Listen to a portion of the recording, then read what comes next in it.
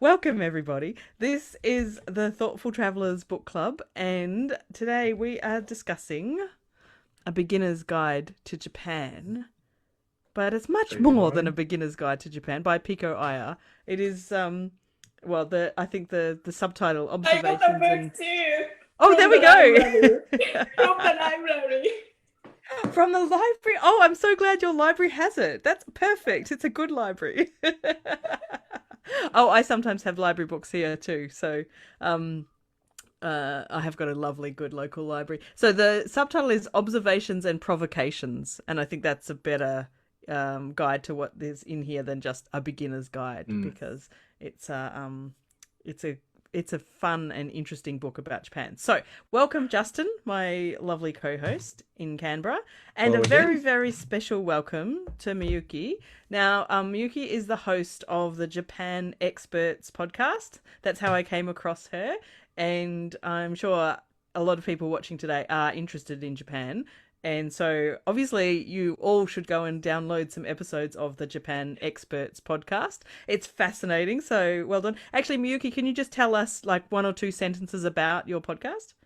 Sure, sure. So my podcast is, as Amanda explained, my podcast is about Japanese culture. So it's actually like I interview bilingual Japan-based culture experts who are specialized in many different fields of Japan, and I interview them and they talk about lots of stories, often very in depth. And yes. Mm.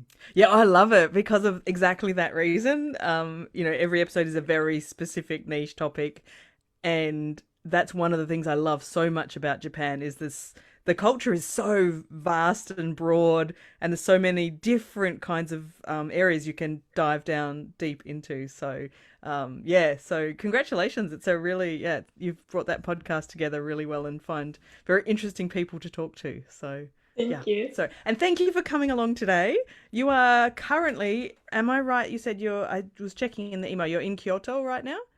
Yes, I am actually, I'm based in Tokyo, but Yes. I'm on a business trip. So I'm currently by the Japan Sea. The Kyoto prefecture has a seaside too. And yes, I'm facing the Japan Sea right now, actually. That's so lovely. Wonderful. I love it when we have some other guests on. It's we've got both sides of Australia involved, but it's good to get other places on too. So, first of all, Justin and I thought we'd give our quick overview of what we thought of the book. So, Justin, do you want to tell us first what you thought of Pico Iyer's A Beginner's Guide to Japan? Sure. Uh, Look, it's something I found really, really, really interesting. It's just like because I guess every chapter is a collection of what I would call some random and obscure things about Japan, and that's the kind of stuff I love to read about because I don't want to hear about normal stuff. I want to hear about the really good stuff that goes on in a country. Just like nobody wants to know about kangaroos in Australia, do they? So, I um, do. so with Japan, you do. but I don't, but but I like get just why other even people because do. yeah, yeah. But he just kind of picks things out, and some of it's to do with him living there. And I remember just phrases about in a metro station in Osaka or something he noticed, um, or just the various observations he's made. Plus, he interchanges that with other things he's read and researched, and then he kind of puts them into a chapter with a kind of a loose fitting, overarching kind of I don't know, like he just groups them together and then you read them and because each one's really small, you kind of go, oh, that's fascinating, and then the next one's like, yeah, that's okay. But overall, you just get. He's called it a beginner's guide, but I think, as you said, Amanda, the observations and provocations, I think, is the key words.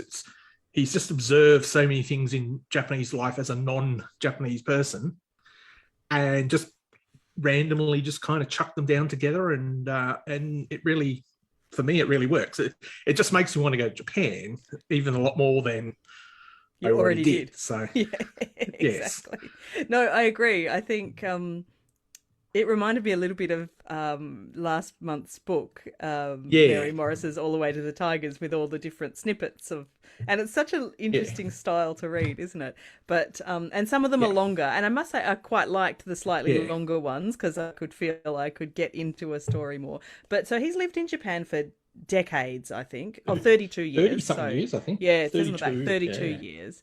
He's married to a Japanese woman, so he has like pretty in-depth experience of Japan. But I think perhaps you're always a foreigner if you are a foreigner in Japan, I guess, because the culture is so deep. It's so, unless you're born and grow up there, you probably never, you can't really become Japanese. I imagine there's stuff in the book that even someone born in Japan probably would never think too much about because it's not that unusual to them.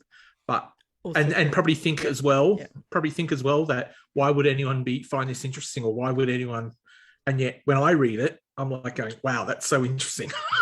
So, yeah. And as we just mentioned, kangaroos, Miyuki would absolutely love to see kangaroos, know everything about kangaroos, but I see them outside my kitchen window almost daily. So yeah, but So, Justin, you're kind of perpetuating a stereotype there. So the average Australian doesn't see kangaroos every day, but you happen to live where you do. True. So yeah, yeah, I know. So yeah, but I take your point. Miyuki, I know you've only had a chance to have a quick look. What's your impression about this book from a Japanese perspective? Yeah, I'm so far only the halfway through, so I don't know like if I will still have this feeling after reading the whole book.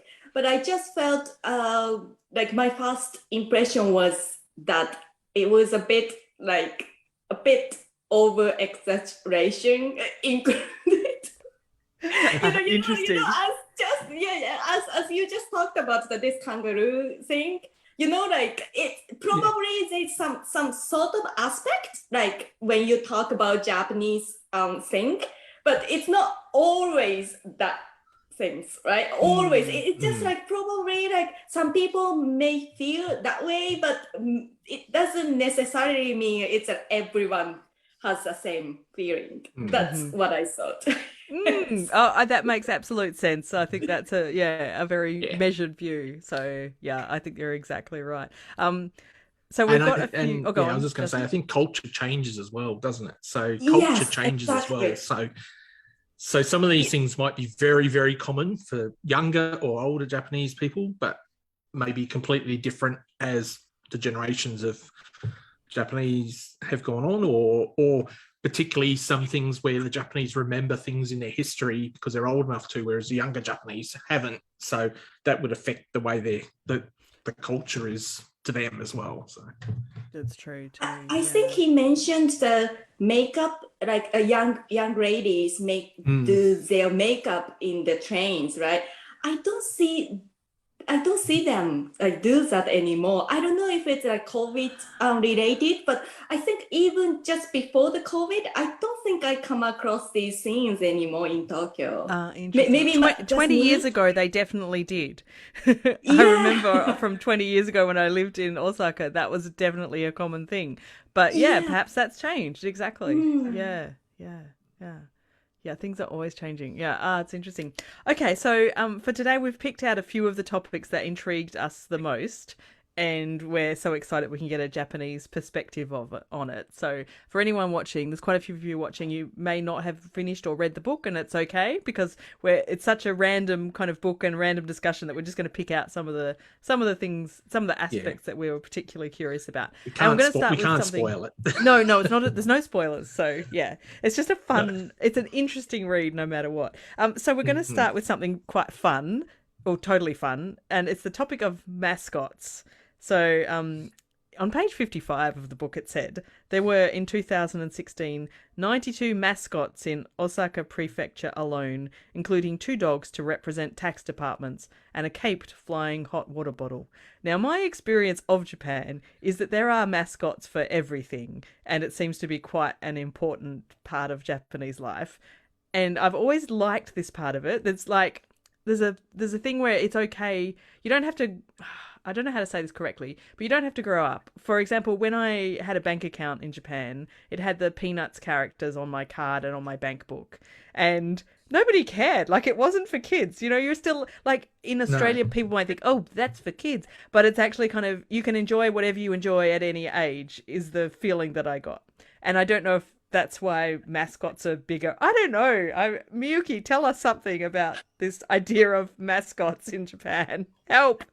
I don't know. I don't personally love mascot that much, so I don't collect these. I don't know, like mascots or like dolls or anything like that. So I'm not too sure, but I don't know. Maybe like these. I don't know, mascots or the image for the bank, for example, they probably like create some affinity to people, don't you think? I don't know what kind of like brand image do popular in Western world. I don't know. I mean, not characters. Just, I mean, it's not as No. exciting as that. Like the tax office has, I don't know. Even does it have a logo, Justin? I can't even imagine. No, but occasionally you get a company who will have an advertisement on TV and they'll be using an animal or a character or something like that, but it won't necessarily last that long. Like, it's pretty unusual.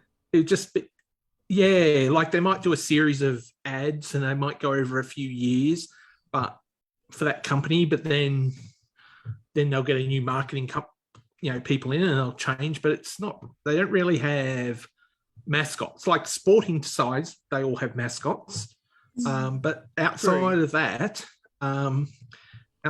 it's not really common. And even logos for most of these things are, I would say they're boring in a lot of ways. We certainly don't, like I read the bit about having the nuclear industry and the self-defense force have mascots. Well, that wouldn't be something that we would have in Australia. It's just so, but I know why they do it. I think it's just to get a nice image out there, and everyone looks at the cute mascot, and it's a nice image. They go, oh, so one day we might have mascots for our mining industry because it's always trying to make more friends against Donnie the Digger or something.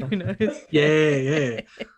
Miyuki, there's a lot of is it connected to the love of anime and cartoons? I don't know. There's I don't know. Probably. Yeah, I don't know.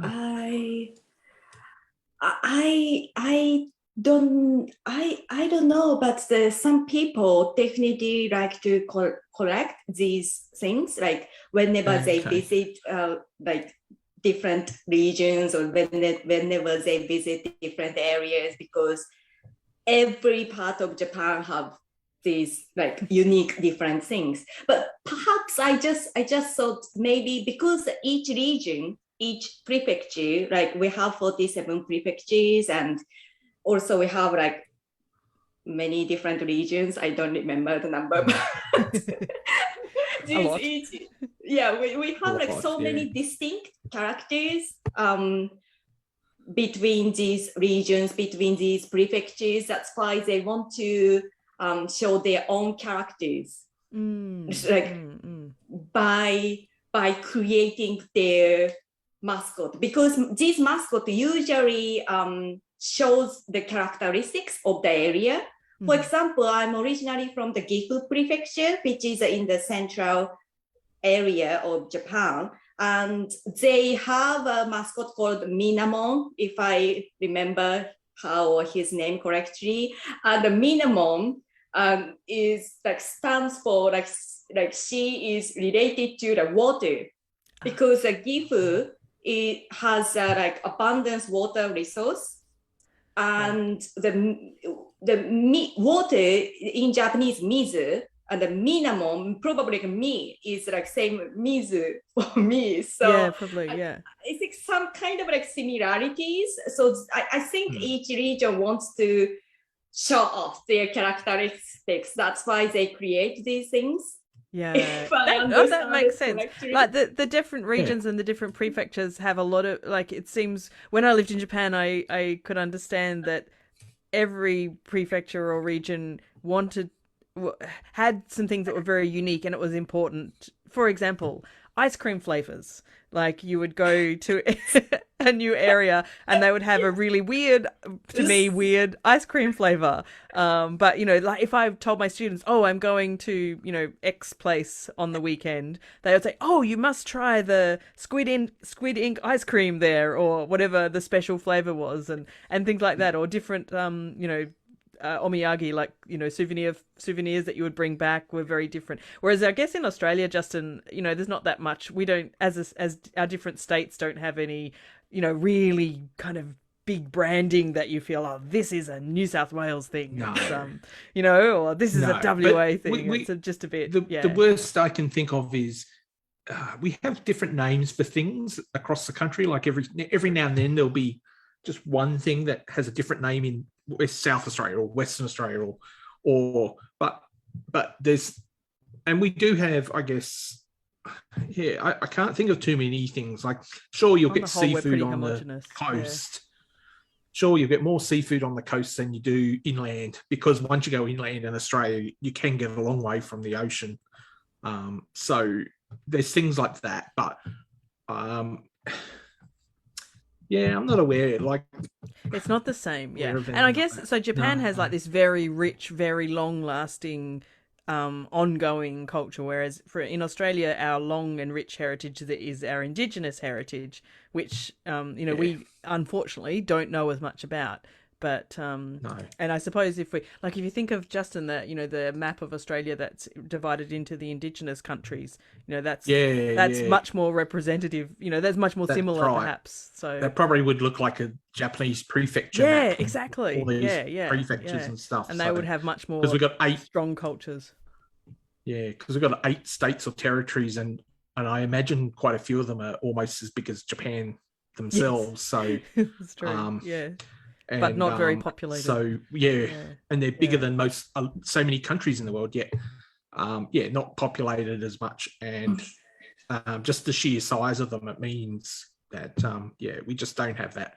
The diversity was in the Indigenous languages and the cultures, and a lot of them are lost. And unfortunately, yes. Now, before I go on to our next question, sorry, I just want to say something very interesting. So Anna from Norway has mentioned here she loves Japan because she had a sweetheart from over there. And I'm like, I need to know this story. So Anna, I know because I've interviewed her, is Italian but lives in Norway. Sounds like a podcast episode. And I know, and she's never told me about her Japanese sweetheart. So now I need to know more. And I was about to say, but Cindy's already done it. I was about to say to everyone watching, if you do have any questions, just type them in, because we have Miyuki here as a Japan expert to hopefully answer them. And Cindy has said, "Konnichiwa," and her question is, does Japan identify animals in astronomy?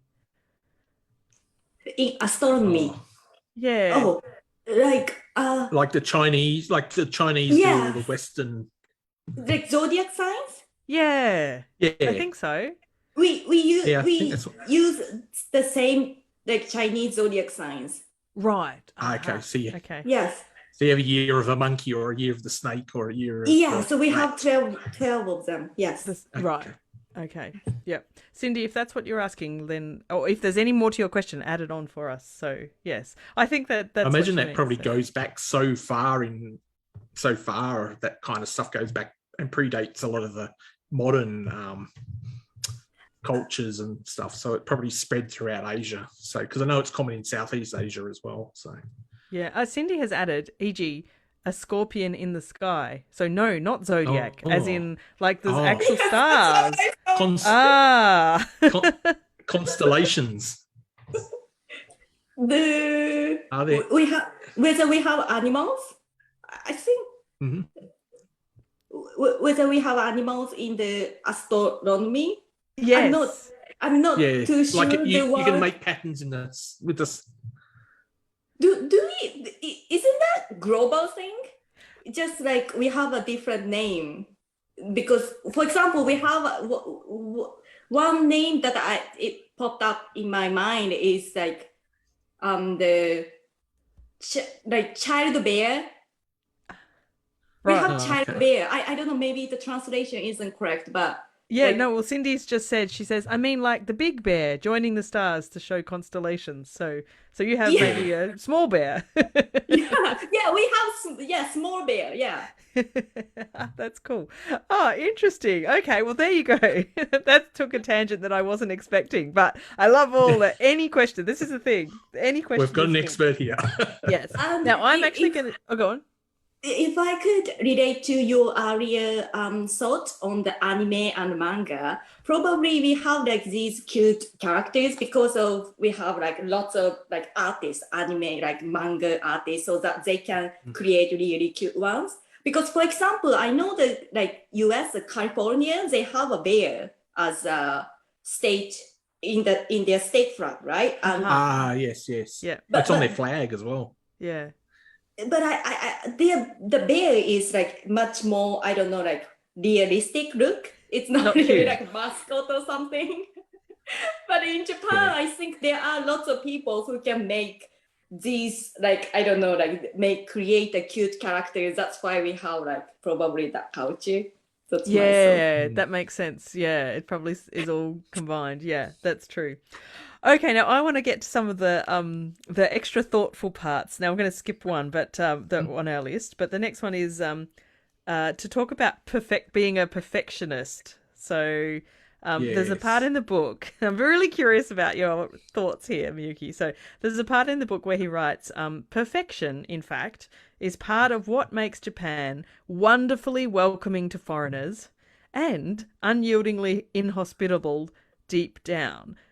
Now, my personal perspective on this is definitely that my students, so I was an English teacher for a couple of years in Japan, and my students were all perfectionists and they really wanted to speak 100% correctly. I mean, later on I taught here and I taught also, like, for example, Brazilian and Colombian, so South American students, and they were the opposite end of that. They didn't care. They had no perfectionist tendencies at all. They just wanted to talk a lot and throw bits of words in, which is also good. You know, it kind of works. Whereas my Japanese students were very concerned about getting things right. So, I mean, that's part of it. But Miyuki, what else do you have to say about, so are Japanese people perfectionists? Tell us.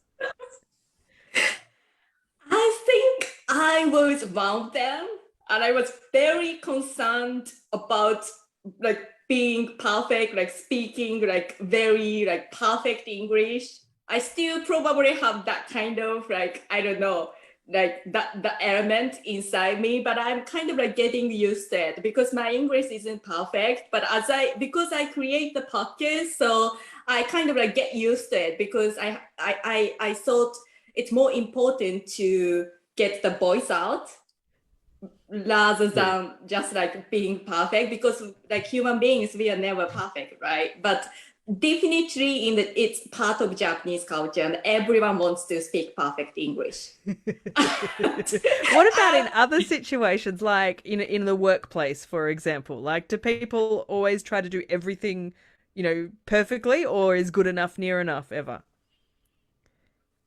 um I don't know if it's related to what we are discussing here, but for example, like in the Japanese kind of organization, like usually I think the standard process is that the younger junior staff create the first draft, and then the senior staff, maybe multiple senior staff, check the draft many times so that Interesting. they can get things in a, Perfect. yeah. Wow. Yeah. Oh, that I think that is exactly related to I this. don't That's think really it's interesting. Go on, yeah, yeah. Justin. I don't think it's uncommon either. But I just think in Japan they probably like I'm fairly senior in my job and I'd get someone to check it, but they'd probably take 15 minutes to read a 20-page document and then hand it back to me. A quick Whereas check. I imagine in Japan, a 20-page document doesn't take 15 minutes by one person to review.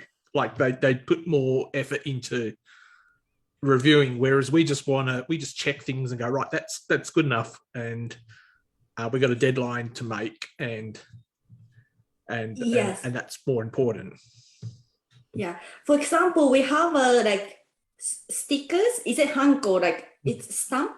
Is it stickers? Is that Yeah. A yeah? stamp, like so your Stamp. signature stamp, isn't it? Yes, exactly. Yeah. Yes, signature stamp. And like if it's a governmental organization, like usually I don't know, like at least 5 or 6 people has to check it. Wow. And there's like Wow.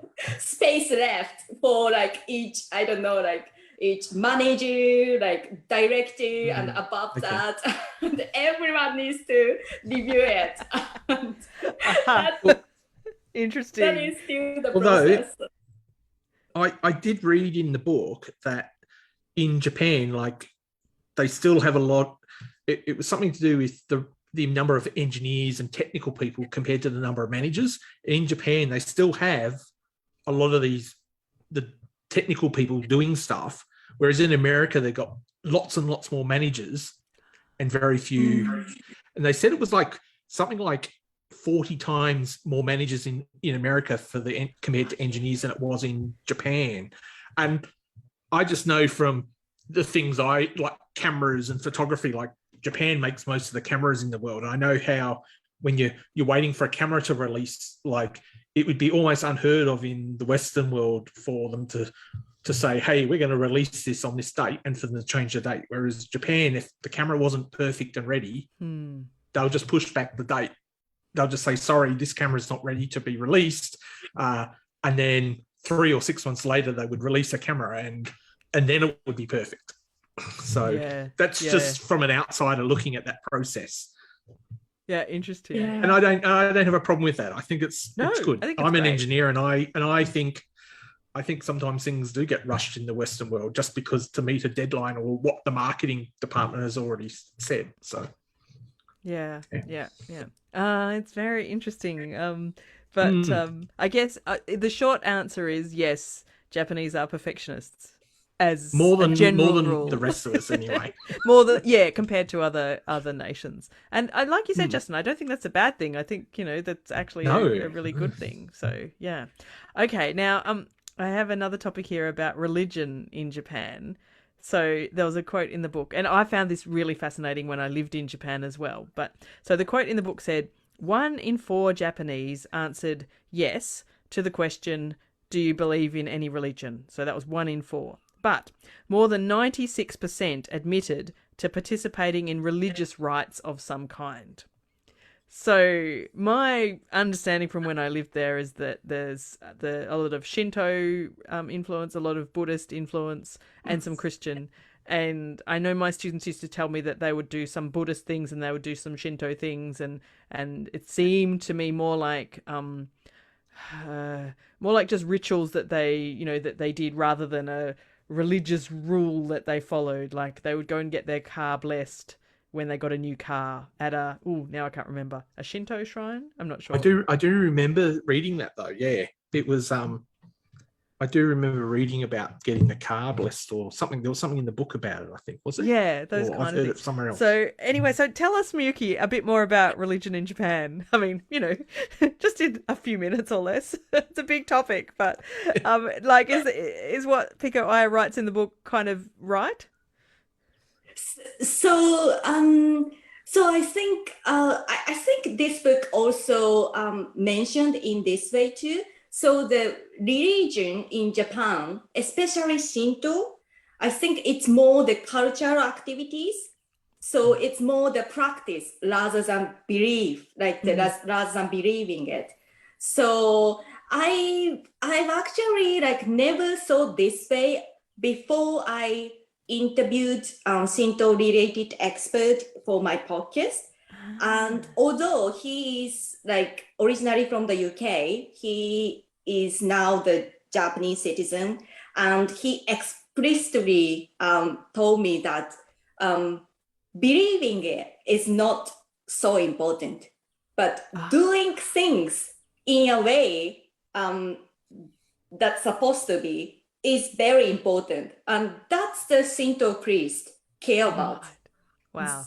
They don't even care about what the people actually believe, but they really care about how the people pay respect to deities at shrines. So we have to follow a set of standards in front of the Shinto shrines, and that is the most important thing. And I've never thought about like this custom that way, but I think I kind of like agree. Uh-huh. Yeah, I kind of like, yeah, probably, yeah, I can agree with his view. And also like Shinto is that thing, but the Buddhism is more, I think still it's part of the cultural activities because, for example, like Buddhist funerals is probably the most standard in Japan. And I think part of, I don't know, it's more the like daily life process, I think. But in Buddhism, I actually interviewed a Buddhist priest also recently, and I think the belief, like the believing the we have like the Buddha, but we have like this kind of like the what's important in Buddhism is probably the things more emphasized than the Shinto. So Shinto is more the cultural activities, but the Buddhism is more, I think, towards the religion. Right. For my understanding. Yeah. So- Yeah. Yeah. Oh no, that's fascinating. Oh, it sort of concurs with what my experiences are as well. So Yeah. yeah. Justin. I think a lot of the world. I think I've come across a lot of countries, and it seems to be the number of people who are really following a religion really strictly is sort of less, but a lot of people still have the practices that they learned from because they've been passed down. So the one thing I can think of in Australia that's very common, and I know lots of people who are not religious but they still do it, is on Good Friday before Easter they only eat fish. True.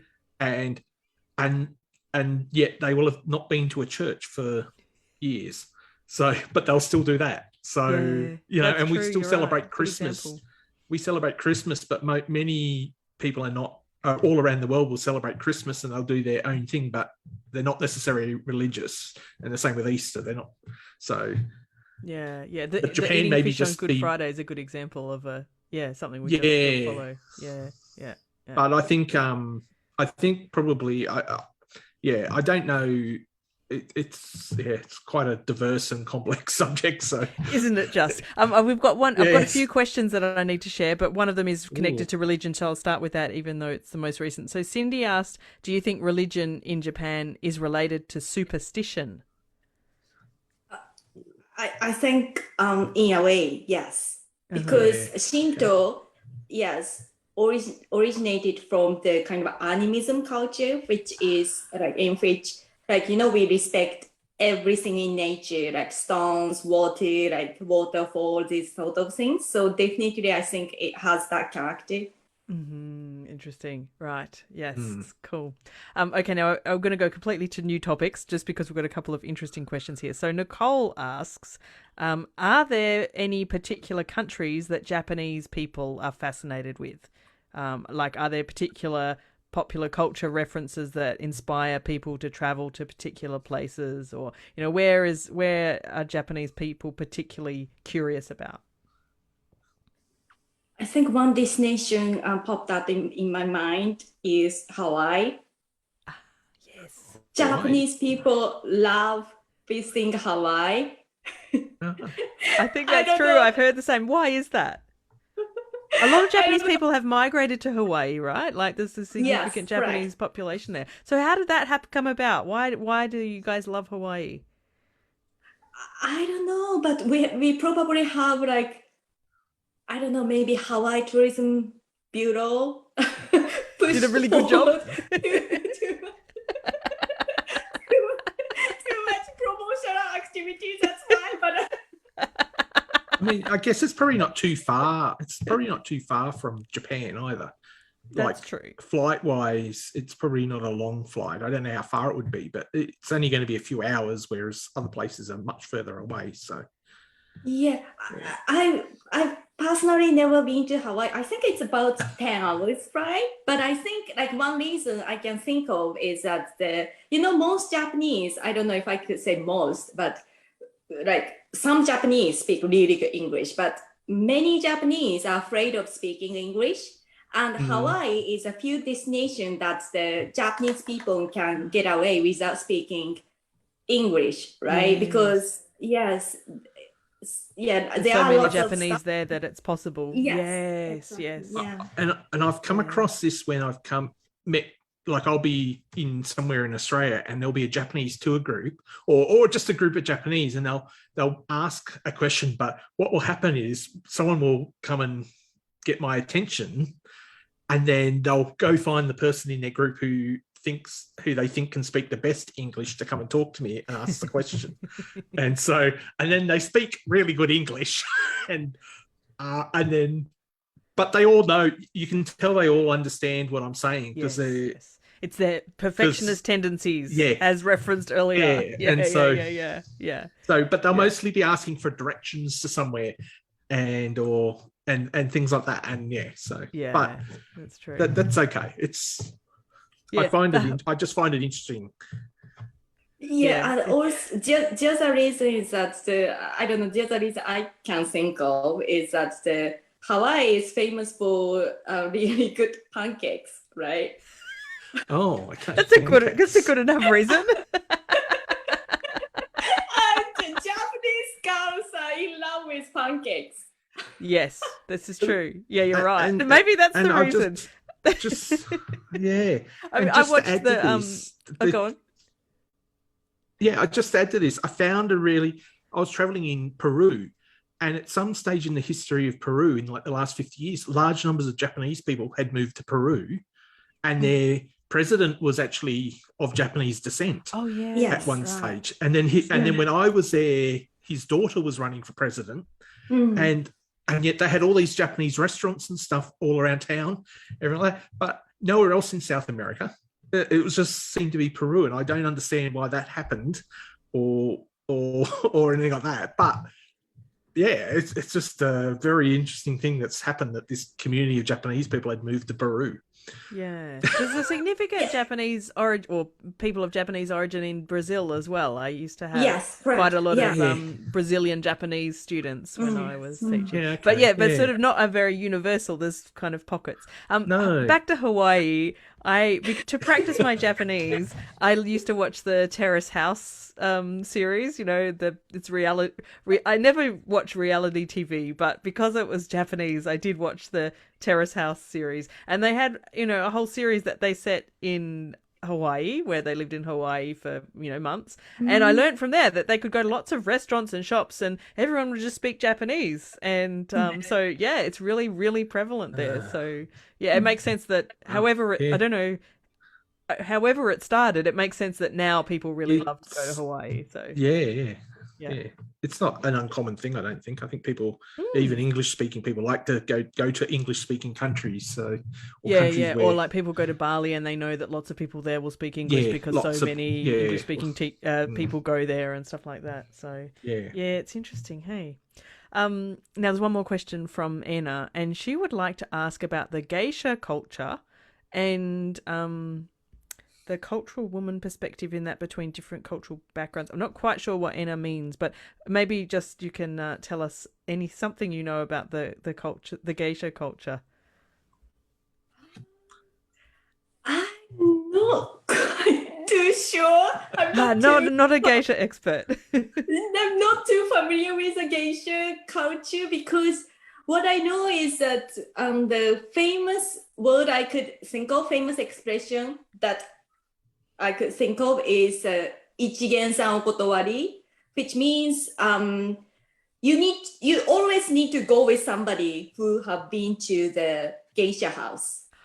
So first time business, probably I think it's probably different story if you're a tourist, because there are some different sort of like experience type of things you can try. But I think usually if it's a proper geisha house, if you want to visit, I think you need if you are first time visitors, you are not allowed.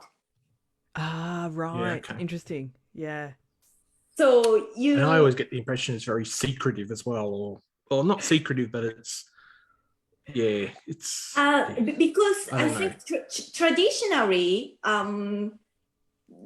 the guest don't pay a bill each time, but it's like, they charge the bill. So like probably at the end of the year, or maybe like at the end of the quarter, I'm not too sure. Like the collectively, like these payment will be transferred to. I think the geisha house. I think the food will be delivered to this geisha house. They don't serve the food, but the guest will make a payment, and then the geisha house will make a payment for the food. And I think I think like each time they don't pay the bill, but it's a bit complicated. Yeah. I think it is a very complicated area. So yes, but thank you. you Sorry, have to be that was expert my in best every effort. part. I need No, to go and that's cool. visit. That's cool. That's right. Now I'm I just think aware of the we could time, watch a so doco on it and we wouldn't get it. yeah, Yeah. exactly. Yeah, I think that's I'm just aware of the time, so I want to get to our now. One last topic is a fun topic again that Justin brought up, and it's about vending machines. So here Oh yes. we know that vending machines are special in Japan and present in a way that we can't imagine. So Justin, you told me the book mentions, I couldn't find the exact thing, but it says 5.6 million vending machines, which sounds like a lot, and it is a lot. And I always remember I climbed Fujisan. I climbed Mount Fuji when I lived in Japan, and I got to the top of Mount Fuji, and there were vending machines at the top of Mount Fuji, which surprised me because like it's quite difficult to walk up Mount Fuji, but somehow the vending machines got there. Every single person I know who's been to Japan tells me about a vending machine they've discovered and what you can get out of a vending machine in Japan.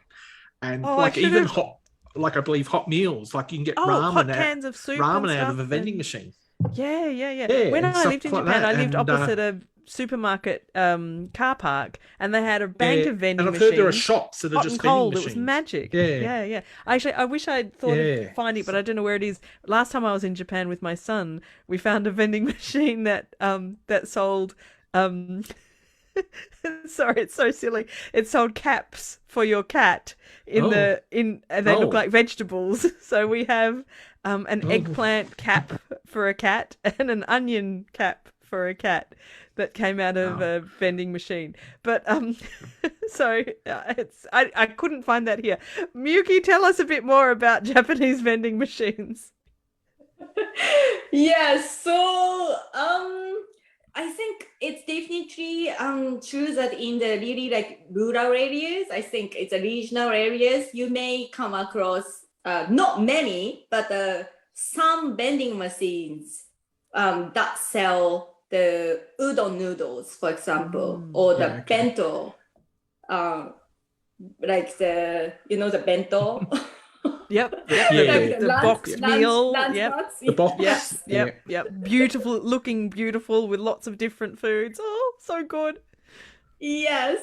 The vending machine bento might not be that good, but do you know what? I bet it is though. Like it might not be as good as one you get elsewhere, but like in Japan, I've never had bad quality food in any circumstance, Like even in the convenience stores, everything tastes amazing. Like it's you guys just don't do bad quality stuff, I think. I'll go to Japan and I'll judge all of this for myself. That's the only way I can. You'll have to go, Justin. I know you don't need any convincing, but No. So. Yes. Have you used a vending machine this week, Miyuki? This week? No. Oh. I thought you were proper Japanese. Because in cities, it's just like usual vending machines, not really the unique ones. True. Yeah. Okay. I forgive you. Yeah, but the usual ones in Japan are probably unique for me. Is it? We have a cold drinks and hot drinks. So in winter, we have more the hot drink selection. Yes, I remember in the hot drinks vending machine there was a soup, like a corn kind of soup. Yes, we do. Yes. Yeah, that was a great like quick snack in the middle of winter if you found one of those. Yeah. So Yeah. And we have ice cream vending machines also. Oh yes, exactly. Oh, Yeah, which is that sounds impressive. good. And they stay frozen. Yeah. Yeah. Yeah. There's everything. Yeah. Oh, now I'm getting homesick for Japan. I've never been there. I have to go. I want to go tomorrow. Yeah, I know. I can't wait. One day we'll have a thoughtful travelers trip there, Justin. We'll all meet up there. Yes. And Miyuki can show us sounds around. great. Yes, I Yes. will. I'm happy to. I have only spent a very short amount of time in Tokyo, so I need a local to show me. Oh, It's yeah. it feels It's almost a overwhelming country and in big. itself, Tokyo, I think. Yeah, It's such a big city. I think it's almost like you could go there for 2 weeks and feel like you barely scratched the surface. I think. Oh, I went to Osaka Based for on what 2 I've read. years and still needed more time. So yeah. Yeah. So, Yeah. Cindy made a lovely comment. Cindy said the US has drive-through for everything. Japan has a vending machine for everything. Australia has, and she thought about it, maybe drive-through bottle shops. I think that's about well, Australia. and that would be another book club if we read an Australian book, because we have some things that the rest of the world go. This is true. We do. You do we that? do. Yeah. Oh dear.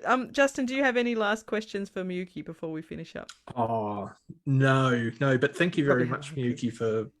Yeah, well, I do, but not anything that will fit Yes, in the but not that will podcast. take only a minute or two. Um, Sorry. I know. No. So, but Miyuki, no, do you this- have this- a something very- last to tell us about Japan? So Japan is an amazing country. So please visit soon. Hopefully soon. Hopefully the world will get some normalcy around in the next few months. The world will start Yeah. going back to normal, Yes. and Yeah. we'll see how we go. Exactly. Miyuki, thank you so much. It's been absolutely wonderful to have someone with a proper Japanese perspective on our thoughts here, rather than Justin and I just having a good guess. So thank you so much for joining us. And it's Of been course. Would have been guessing by me. I really enjoyed the conversation. Thank you so much for Thank you. inviting me. Oh, you're welcome. We'll have to chat again soon for the podcast, I think. So yeah. It was I lovely. look forward to listening to your podcast as well. Please That's do, gonna be- Yes, please do. everyone go and listen to Japan Experts, because it's really, really interesting. So Yes, and it's actually pre-travel resource for Japan trips. And yes, Yeah. I create my podcast that way. So yeah, oh no, it's perfect. It's a great way to learn so much about Japan. Yeah. And as thoughtful travelers, we always like to learn a lot about a place before we go. So it's a perfect Great. podcast for it. So yeah. great. All right. Well, thank you, everybody. And Nice. I didn't Thank bring you, the everyone. my copy of the next book, which I usually do. It's in the next room, but you don't have it there, do you, Justin? Is it Sovietistan? Yes. Is that Yes. the one Oh, you're reading? thankfully, Justin is more organised than me. So Erica Well, Fatland, I was just- Sovietistan is our next book. So Erica is Norwegian. Am I right, Justin? I think she's Norwegian. She's Scandinavian of some kind. Yes, Norwegian. Norwegian. An Good. I'm intrepid right. I haven't read Norwegian. it yet. Hmm. So and she travels through haven't some of the either. stands. So that's our next book. But I at least have been to some of the places in the book. Yeah, well, you're going to be my resident expert then, because I haven't been to any of them. So, yeah, exactly. So, I'm looking forward to reading it. So, we'll be chatting about that, I guess, probably early December-ish by the time we Something like get that, around to yeah. that. So, yeah, we are our last one for the year. All right. So, thanks, everybody, for tuning in. And thank you so much, Miyuki. Arigatou you. gozaimasu. Yes, thank you. ありがとうございます。Thank you. お疲れ様. All right. Bye, everyone.